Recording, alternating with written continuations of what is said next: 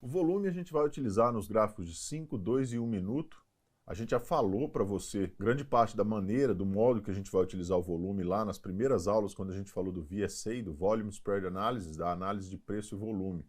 Aqui então só vou dar um apanhado geral no que a gente realmente entende pela utilização do volume. Atenção, a primeira forma é específica nos candles em separado, depois a gente tem um uso do volume no movimento e a gente tem também aquele uso do volume nos movimentos de parada e depois nos movimentos de giro, absorção e exaustão, lá na construção das estruturas de Wyckoff. Quando vocês olham para a tela aqui, eu vou passar alguns exemplos para vocês que a gente pode olhar tanto em questão de um candle isolado, tá? Vocês podem ver aqui, quanto de um movimento inteiro, como a gente vai mostrar aqui e aqui, tá?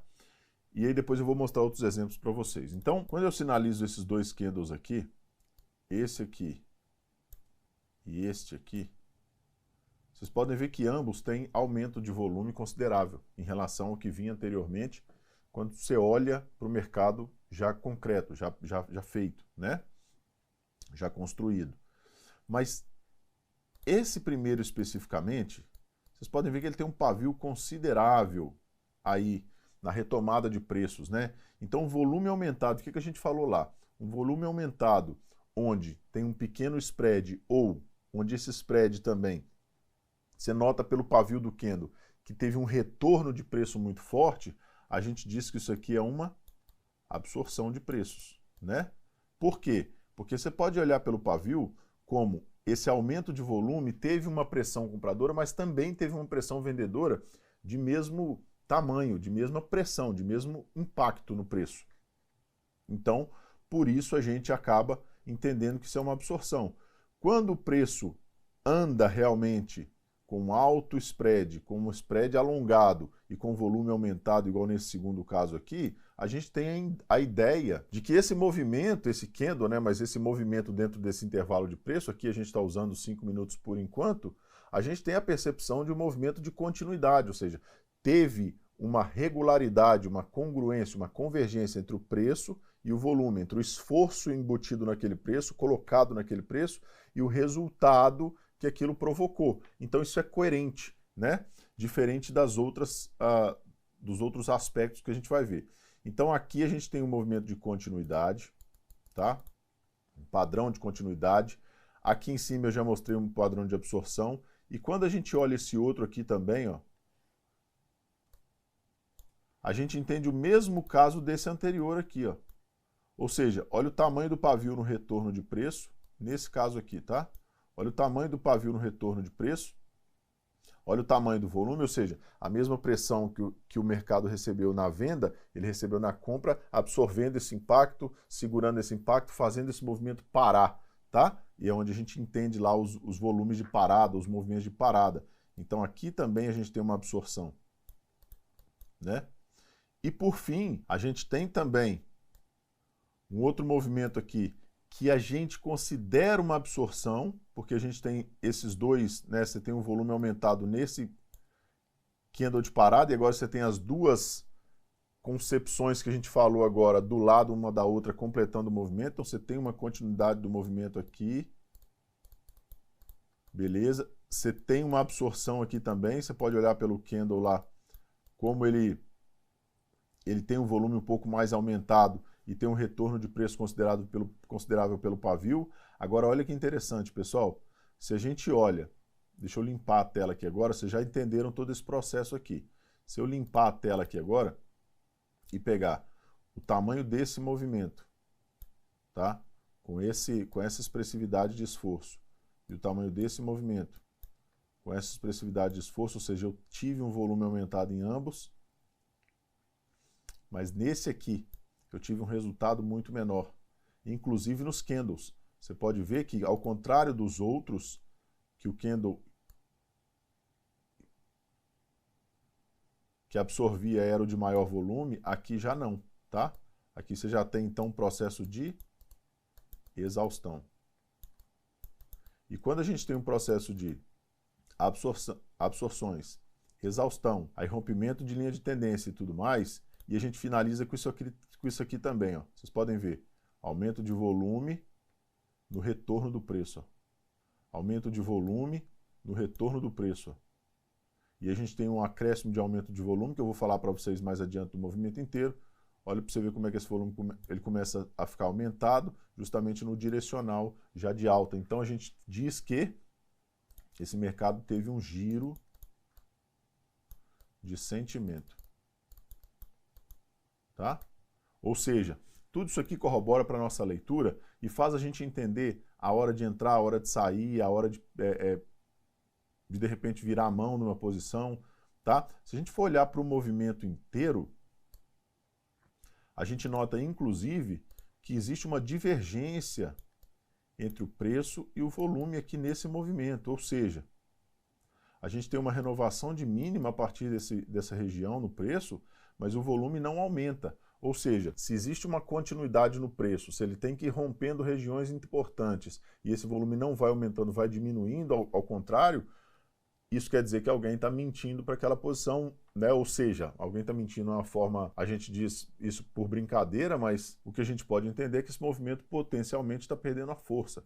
E quando a gente nota esse retorno de movimento na alta aqui, ó, a gente pode ver isso muito claramente no movimento. Olha só, a primeira coisa, olha a dica. Muito comum isso aqui, ó, em análise técnica. Ah, pessoal, olha aqui a bandeirinha, o pullback na tendência de alta, beleza, blá, blá, blá. Aí você vem olhar aqui, ó. Você pega o movimento inteiro e você nota o quê? Um decréscimo de volume no pullback. Ou seja, se o movimento é de alta e no pullback, no retorno de preço, na correção, no respiro de mercado, como gostam de dizer aí, o movimento é de baixa e o volume também é de baixa, quer dizer que não tem ninguém pensando para venda ainda não. Então, isso aqui, esse padrão pullback com baixo volume, é padrão de continuidade de preços. Tá? Indica para a gente continuidade de preços. Agora, diferente de eu demonstrar esse aqui, ó. Tá? Quando a gente demonstra isso aqui, principalmente nessa parte aqui que foi a mais inclinada, que foi realmente a bandeira, quando eu pego essa região aqui, ó, ó como é que eu tenho o volume aumentado, tá? No pullback. Então, quando eu tenho um volume aumentado no movimento contrário, contra a tendência principal, quer dizer que eu estou experienciando um giro de sentimento. Ou seja, o mercado pode até continuar subindo mais um pouquinho, mas ele está perdendo a força porque o mercado já começou a pensar para outra direção. E realmente, olha o que o mercado faz. Ele até renova a máxima lá uma vez e acaba despencando. E se a gente puxar para frente o mercado aí, eu vou puxar para vocês verem, o mercado realmente caiu significativamente aí a partir desse ponto. E olha só que mais interessante, né? Quando a gente vai buscar o candle de referência do dia, esse pavio gigantesco aqui, ó, ele é um candle de alto volume, único, né? Dentro desse movimento todo de alta, mas olha o tamanho do pavio, ou seja, eu tenho uma absorção significativa no preço, bem no candle de referência da máxima, ou seja, identificando uma potencial armadilha aqui inclusive. Mas se eu for avaliar o conjunto do cenário, ou seja, o aglomerado de volume aqui nessa região na formação da máxima, eu vou ver que ele é bem menor inclusive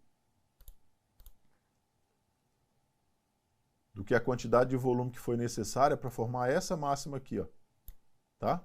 Essa máxima aqui, ó, no preço. Ou seja, o que a gente tem aqui, pessoal? Isso pode ser uma estrutura lá na máxima do preço. Vou passar mais ou menos no meio aqui, onde seria o meio do canal. E aí, olha o que acontece. Ele quebra aqui, faz um pullback, 2 pullbacks, e realmente o preço avança a partir dali, montando uma estrutura de distribuição linda nos preços nesse fractal em 5 minutos. Tá? Então, vocês vão ver que tudo tem um conjunto que vai montando essa análise e dando para a gente justamente essa condição de placar estatístico.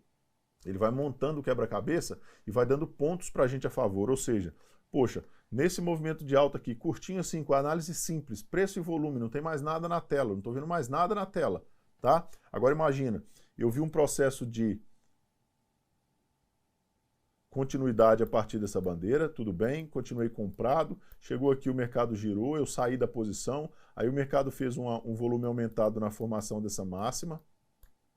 Na formação dessa máxima ele já não teve um volume tão aumentado e a defesa do preço é que foi aumentada, ou seja, o retorno do preço, e agora olha aqui para você ver, ó, um aumento de volume,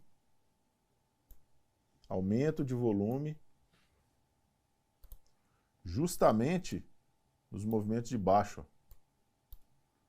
Ou seja, o mercado realmente já girou.